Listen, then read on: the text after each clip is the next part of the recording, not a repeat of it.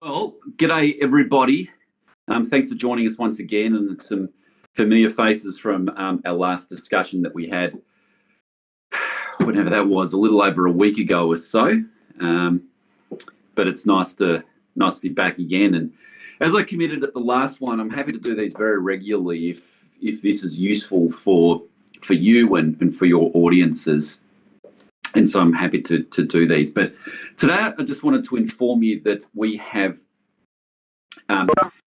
announced that we're making changes to the Australian Citizenship Test. And this will come into effect from the 15th of November. And as all of you no doubt are aware, the Citizenship Test is something that every citizenship applicant has to do and pass in order for them to become an Australian citizen.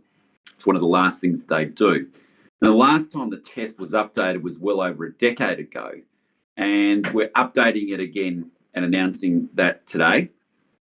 And the main change which we are making is that there'll be a new focus on Australian values.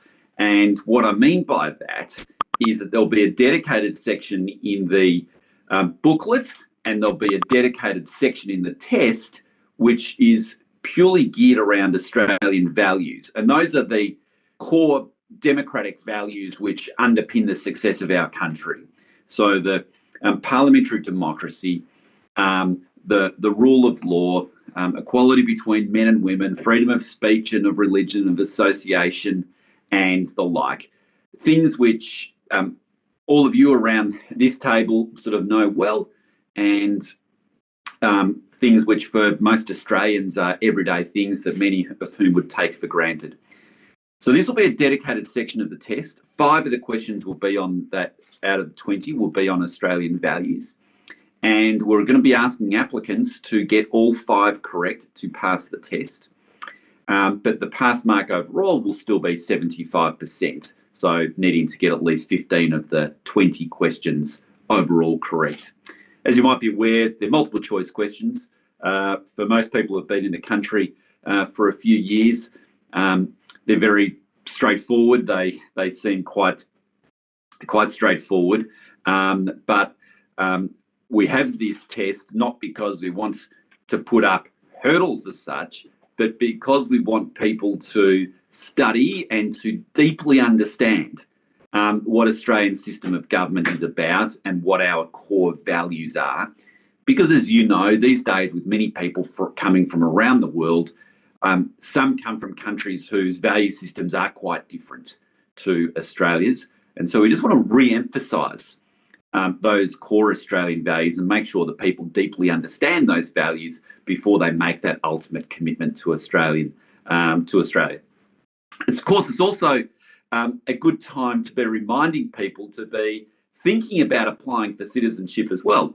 For those who aren't a citizen already, and we know that we've got many hundreds of thousands of permanent residents who haven't started that journey yet, we're encouraging those people to think about that and get themselves prepared so that in 2021, which will hopefully be a better year than 2020, and then people might become an Australian citizen in that process as well.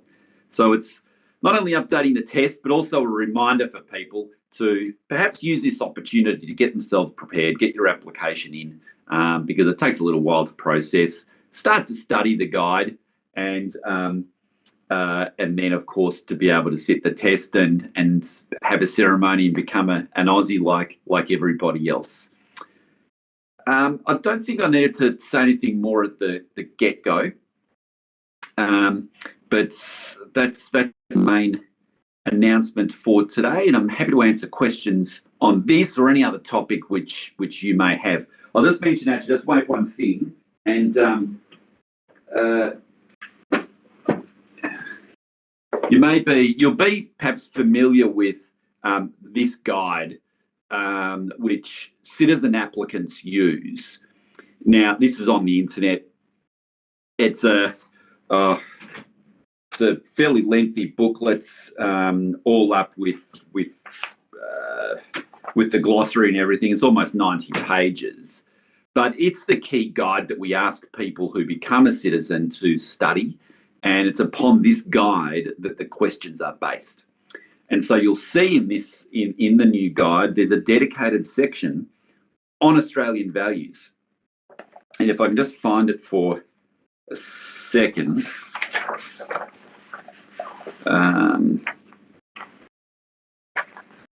So there's a whole section on Australian values, and it talks. It's probably hard to read there, but it talks very clearly about our values, and as you'll see, it starts with commitment to the rule of law, parliamentary democracy, freedom of speech, freedom of association, freedom of religion, and it goes on: equality of all people under the law, mutual respect and tolerance for one another, making a contribution, etc.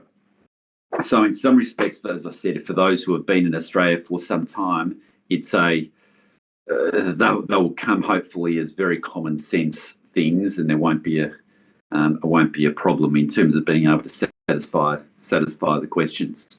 So I'll leave it there. Hand it back to you, Steve, because I know you're moderating the questions, and we can go from there. Yep, thanks, Minister. So first up, we'll go to Sarah from the New Express Daily. Sarah, can you hear us? Hi, hello, Mr. Alan Tudge.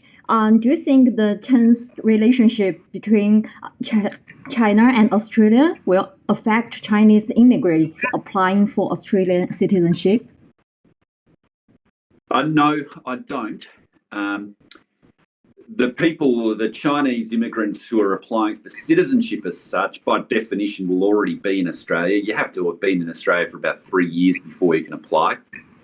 And it won't impact them at all. If you're already permanent residents of Australia, you have an equal opportunity like anybody else to become a citizen of this country, as long as you satisfy the requisite test, pass this new test, do the normal health and security checks, and then you're away and hopefully become an Australian citizen. And we certainly encourage all Chinese people who are permanent residents in Australia to think about becoming a citizen. We want people to become citizens of this great nation so that they declare their loyalty to Australia and become part of the Australian fabric like everybody else. Thank you so much. Okay, next up we'll go to Amrinder from Radio Hanji. Good morning, Minister. It's Amrinder from Radio Hanji. I got 2 questions. I'll go one by one. The current scenario which we have, like we have thousands of temporary visa holders, they're stuck overseas, and they're saying like they never expect that kind of ignorance from the government when they compare them with Australia or with Australia to New Zealand or Canada. The way they are handling their temporary visa holders. Do you think this might affect the reputation we have within the migration communities? I don't, and I still think that Australia will be a magnet for millions of people to want to immigrate to. You've referred specifically to the temporary visa holders who may be overseas and unable to get back into Australia, as opposed to those who are in Australia and may have different challenges. The ones who are overseas, I mean, depends on what visa they are on, of course. The significant number of those, from memory, well over 100,000 are international students who are enrolled in Australian universities. They may have actually started here in Australia, have gone back, particularly to places like China and India, which are 2 biggest sources, and now are unable to get back into Australia. Now, in some respects, we want them back into Australia to continue their studies. The issue, of course, is the quarantining arrangements and the limitations that we have at the borders to only let a certain number of people in each week, so that we don't get a virus outbreak once again. In my home state of Victoria, there's not a single person who's flying into Melbourne from overseas, right? Because the quarantining system has been shut down ever since the failures which have occurred in the past and which have led to the catastrophe that we now face in Victoria. And I think other jurisdictions are being very careful about their own quarantining arrangements too, to have relatively small numbers so that they don't repeat what Victoria has suffered. Having said that, we've just announced that will increase from 4,000 per week to 6,000 per week, Amrinda. Now, and maybe not to distant future, it'll increase again. That will enable more people to come back in. I'll go for the second question now. In your PC last time when we had in Melbourne face-to-face, you mentioned like offshore student visa will be focusing on a universities rather than on a vocational sector as well. But the vocational sector also got a lot of job opportunities, thousands of people connected to the vocational providers, those who are CRI course registered. Do you have any plan in this crisis to give them a boost as well? So this is for the vocational sector to give them... CRI course providers, basically, for international students. For international students. And a boost similar to, what's your reference point? Because at the moment, the air in the... Basically, the rumor in the communities is... basically, the student visa from offshore is only going to get approved for the universities, not for the vocational CRI course providers. So, similarly, they hold thousands of jobs in Australian market. So, any plan to give them a boost, or they can also market their courses back in their countries? Yeah, we're taking a look at that. Many of those courses are. They're shorter courses than the university courses. And the main ones for the university, one of the main changes we did for the university students who are still abroad, is ensuring that if they enrol online now, they won't be disadvantaged in terms of their post-study work rights down the track because they've been unable to get into the country. Because, as you may know, in order to get those post-study work rights, you have to have been in Australia for 16 out of the previous 24 months, or 16 out of out of your course length. And many of those courses that you're referring to, Amrinda, aren't that long or don't have necessarily those post-study work rights attached to them. So it is a slightly different situation. We're trying to be as flexible as possible from a visa perspective for those who are either in Australia or indeed stuck overseas, because we want to, obviously we're trying to maintain our international student market because it's been so good for Australia economically as well as socially, and a great source of great people. But yeah, there's different issues, I think, associated with different segments, Amrinda. Thanks, Minister. Everyone, we might just keep to one question each if we can, just so we can get through as many people as possible. Next up, we'll go to Brian from the Australian Chinese Daily. Sure. Thank you. Thank you very much. Thank you, Minister. Yeah, I'd like to ask if last time you mentioned that the government will promise more of the more dual language community liaison officers, and including a boost in Chinese and Arabic and Vietnamese speakers. Yeah. And could you please give us more details about the plan, please? Because at the moment I cannot see any updated information from the government website about this area. Thank you. For example, how many people would you like to recruit, or when we will start, or where would it work? Yeah, thanks, Brian. It's a good question. In fact, we've already started the recruitment process, and I announced this as part of my National Press Club speech 2 or 3 weeks ago now, and as part of a suite of initiatives, one of which is to supplement our community engagement officers that we have within the Immigration Department, within Home Affairs. And we probably have already, what's the number now? Maybe we've already got 30 or 40 community engagement officers based largely in our capital cities. And their role is to stay connected with the various multicultural communities, and particularly the leaders of all of those communities. And we would have about more than 2,000 organisations on our database, and we maintain constant communication with them. And that way we can understand better the issues which are on people's minds and can respond more rapidly. One of the gaps, though, that we identified was that we were short of some people, particularly from our larger communities, who have language skills. And so we're specifically recruiting people who've got Mandarin, who've got Cantonese, Arabic, or Vietnamese.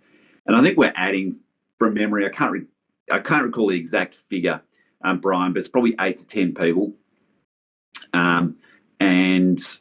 With those language skills, ads have already been placed. I don't believe any people have been selected yet. And typically there's a bit of a process, obviously, but I'd certainly encourage you to look out for those ads. And if you know of good people that want to apply, point them in the right direction. Thank you. Sorry, we'll go now to Mosiki at SBS. Hi, this is Mosiki here. Good Hi, morning. Mosiki. My question to you is about the wait list. The pandemic has basically taken the number up from 126,000 in May to 159,000 till August 31st. And you earlier mentioned that the numbers will go down by the end of this year. How do you see that happening? This is of citizenship waitlists. Yes, that's right. So there's two things going on here with citizenship. One being there was a wait list of people who had, in essence, gone through every hoop, passed the test, had been given the approval, and were just waiting for a ceremony to occur. And that's the group that we've spent a lot of time and effort on over the last 12 months to try to ensure that they can become Australian citizens. To the extent that we've had last financial year, 200,000 people became a citizen. And by the end of this year, everybody will have had that opportunity to become a citizen who wanted to become one this calendar year. I can't remember, I think there's something like 20,000 who might still be remaining who are in that category. And then the second category, I think, Mosika, that you're talking about is the category of people who are just partway through the application process. Now, that itself has been slowed down a little bit because of COVID. Even in relation to the citizenship tests, for example, our testing centres were down in many jurisdictions for a long period of time. They're still down in Melbourne, which is, of course, our second biggest city and, you know, where a lot of migrants come. So that is pushing the processing time overall from application to ceremony out. And that's what the figures that you're referring to there.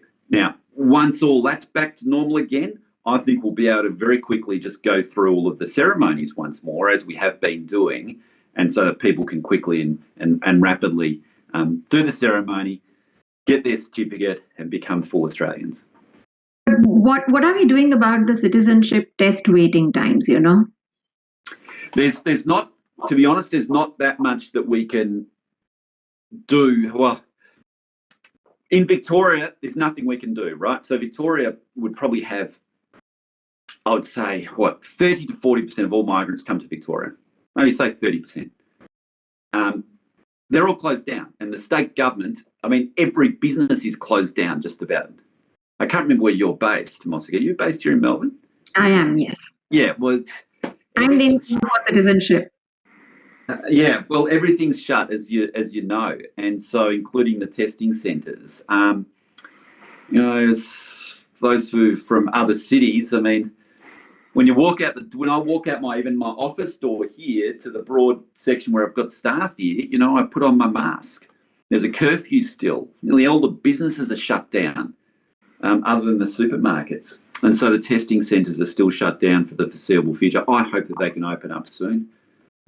Everywhere else is going full throttle again. So I'm hoping those testing centres will be able to get up and running. Now, could they be done online is one of the questions which people have asked me about for citizenship tests. Potentially, we then get into the real concern that we have about that is the identity checks. And we'd much prefer them being done in person, just so that we can properly see that the person going in to do that test is the applicant, him or herself.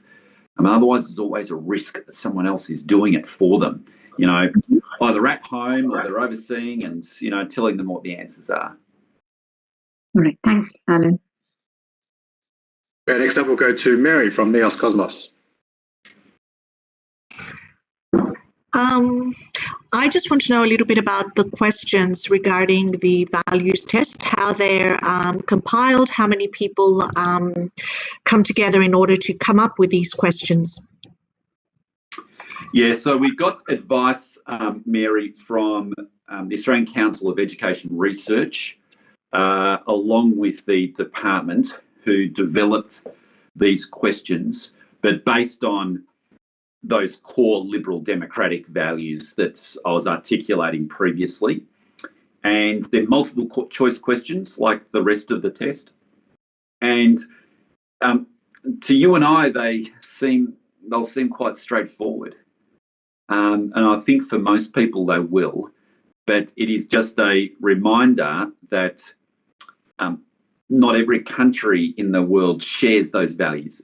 And I'll give an example of one of the questions was what it would be in relation, say, to if there's a conflict between a parliamentary law and a religious edict, which is paramount in Australia. Now, everyone knows that its parliamentary law is paramount, even if it's in conflict with a religious edict. But in some countries, as you know, they're governed religious laws as such. And they would be more important than anything else, and they may not have a parliamentary system. So that's the type of question. It might be about, the freedom to marry. It might be about equality between men and women, which again is not always the case in every country around the world. So, as I said, I think for most people, they'll look at them and see them as very straightforward. The test itself is the tool to encourage people to study the book and understand our values. That's ultimately what we want people to do, is to deeply understand those Australian values before they pledge their, full loyalty to Australia. That's the key objective. And the test is the mechanism to encourage that. Okay, next up we'll go to Fred from Melbourne today. Good to see you, Fred. We can't hear you though. You're in your car, I can see, but we can't hear you. All right, Fred, we might come back to you in a moment. Next up, let's go then to Ning Pang from ABC Asia Pacific. Ning, goes there.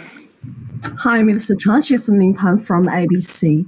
My question is about the citizenship test.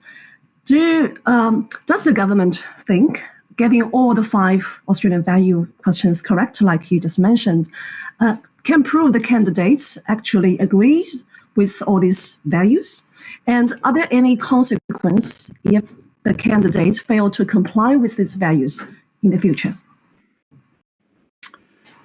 Well, once a person is a citizen, of course, then they have to obey the law, and there's consequences for disobeying the law. The test itself, as I was indicating previously, is about the encouragement for people to study and understand our values before they become a citizen. So we're not seeking to penalise people here in anything we do. It's an encouragement for people to really understand that we live in a liberal democratic society where men and women are equal under the law, where freedom of speech is very important, as is freedom of religion and freedom of association, all of those core principles. And after all, these are the core values which have underpinned our country, which have made it so attractive for migrants to want to come here. And so we really want people to study and to learn these things. That's our objective here. So it's not to be punitive.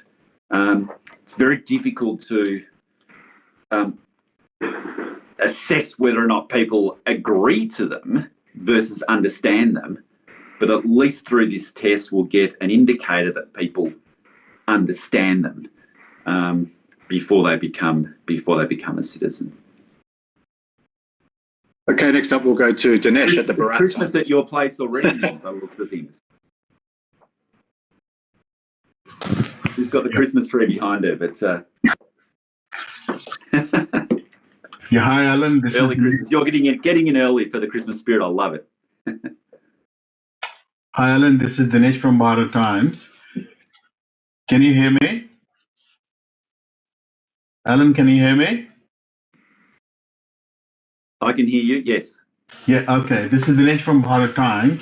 My question, first of all, is that you are placing value more on the answers to those 5 questions, and overall score has to be 75% only. So, which means that the candidate can get at least 5 wrong out of the other 15 questions.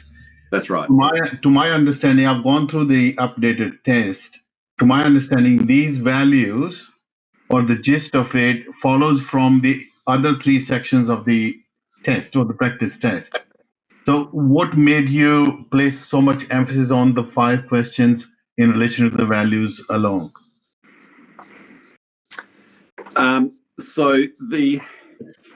We're placing emphasis upon those values in part because they are the things which have underpinned the success of our nation and have made our country a very desirable place for millions of people to want to come here and settle here and become Australians. And equally, it's those values which are the key things which unite our nation. And so despite having a very diverse population, the glue to our nation is those core liberal democratic values. And when they are strong and widely held, then I think we'll be a strong, socially cohesive nation. Thanks, Minister. We've probably got time just for one more. We are coming up to 12:30, and I know you have other commitments, but we'll just take one more from Raymond at Same Way Magazine. Hello, Minister. I want to know, to show our support to Hong Kong towards the enactment of the national security law, on July the 9th, the Prime Minister had announced to attract export-oriented Hong Kong-based business to relocate to Australia, and economic incentives and permanent visa pathways will be available for all critical Hong Kong-based staff of the relocated business. Are there any details on this initiative that will be released? In view of the COVID-19 economic downturn, will the Australian government consider offering more programs of this type as incentives to promote the economy and the rebuilding of Australia through attracting more investment from people who want to leave Hong Kong and seek a new home? I mean, the answer to that is yes. That's exactly what we're trying to achieve, is that we know that there's going to be many people in Hong Kong today who will be wanting to live in a country which is a liberal democratic country, a place which they have been used to up until this point in time, and obviously which the national security laws, that situation has changed. And equally, there's many businesses that have already signalled that they'd prefer to be located in a liberal democratic nation rather than a one governed by the Communist Party as such under the national security law. And so we are actively calling out to those really talented people, if you like, to consider Australia, and equally to some of those businesses. And we'll be doing more work in this space, to encourage those businesses to think about relocating to a Sydney or a Melbourne or a Brisbane or anywhere else, if indeed they do want to leave Hong Kong. Because, we get those sort of businesses coming out here and that generates jobs and wealth for Australians. And that's one of our key objectives. Certainly jobs generation is our number one objective right now in this post-COVID recovery phase. So we're equally going to be doing this in other countries as well, taking advantage of the fact that certainly outside of Melbourne right now, the rest of Australia is relatively open.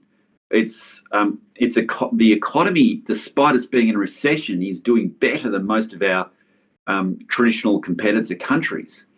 And so can we take advantage of that? We've maintained our social cohesion largely throughout this process. So we've got a real strategic opportunity, I think, here to attract great people to our shores as well, and other great businesses.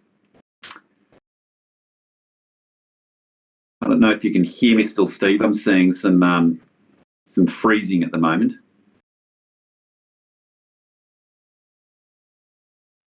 Yep, still got you. Did you? We've about 12:30. Did you want to wrap up there, Minister? Yeah.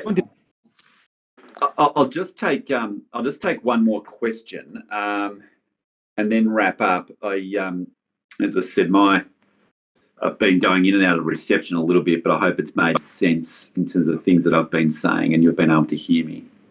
Minister, I want to follow up because when will the details about the export industry be released? Because others about the students, about the short-term workers have been released already.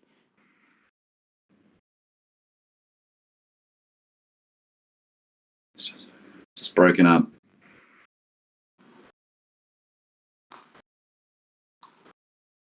Did you want to try again, Raymond? The details about the students and about the short-term workers have been released already and have been implemented. But when will the export business, the details be released so that people can be prepared for it? I missed half of that question, I'm sorry. I don't know if that's a connection at my end or at yours. Steve, did you hear that? Is that a connection at my end or at yours? Raymond, I think that might be an issue on your end. I couldn't quite make out that question either. Sorry. The question is, right, the details on the visa about students, about the short-term worker have been already announced, but there's nothing released about the business, export business relocation. When would that be expected? Okay, yeah. So we're still working through that. And we've got a task force set up and a ministerial subcommittee, which I chair, which is working through all of those issues in terms of what we can put into place. So that's a more complicated cross-portfolio, cross-department issue that we're working through. We've got an individual from the private sector who is heading up that task force reporting to me. And as I said, with a cabinet subcommittee looking after it as well. Okay, thanks, Minister. Did you want to wrap it up, given it's 12:30? Yeah, I'll take a final question, and I've got to run, and I'm sorry to keep it a bit shorter today. I'm just under pressure across the board. So yeah, we'll try to go back to Fred at Melbourne today. Fred had a question earlier. Yeah, we couldn't hear him.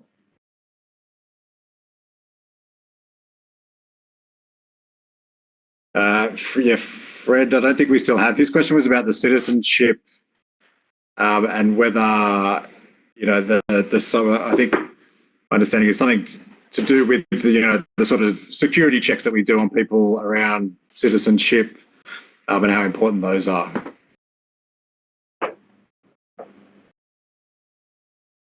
Yeah, I mean, there certainly there are security checks at sort of key milestones. Certainly when you become a permanent resident, there's obviously a security check, as there is an important one before people become a citizen.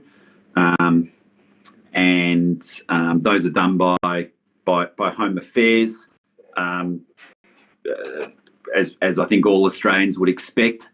And I think we do those pretty well. And obviously, if there's adverse findings, that can have consequences on that person's progress to become a citizen. Okay, thanks, Minister. We're having some. Thanks. Well, we might leave it there. Yeah, thanks very much, everybody, once again. And as I said, I'll continue to do these regularly. So, and I'll have a bit more time next time. I'm sorry that I was a bit squeezed today, but we'll speak again soon. All the best, everyone.